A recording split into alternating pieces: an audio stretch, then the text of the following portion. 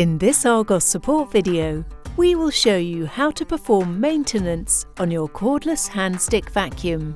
Empty your dust container when you notice that it is filled to the max position or suction power is reduced. To empty the dust container, position the vacuum over a bin. Then, press the lever on the front of the dust container to open the base. Gently tap the container against the bin. Close the base of the lid. A click will be heard when it's correctly engaged. For maximum efficiency, we recommend cleaning the filter every time you empty the dust container. Additionally, we recommend cleaning the exhaust filter every 3 months. Click the dust container release button and lift it away from the vacuum. Lift out the pre-motor filter. Shake off any dust from the filter and rinse under the tap.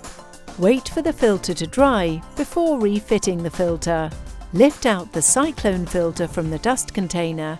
Turn the filter assembly head anti-clockwise to disassemble the cyclone filter. Wash with running water and make sure it is dry before next use. Rotate clockwise to assemble the cyclone filter. Ensure the cyclone is correctly fitted back in the dust container. You can now reinsert the pre-motor filter.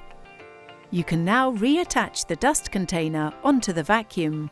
To clean the post-motor filter, turn the cover anti-clockwise. Next, remove the filter and wash it under running water. Wait for the filter to dry before refitting the filter. Attach the cover and turn clockwise. To clean the brush, unlock the brush roll and pull it away from the floor head. It is possible for you to use water to clean the brush roll.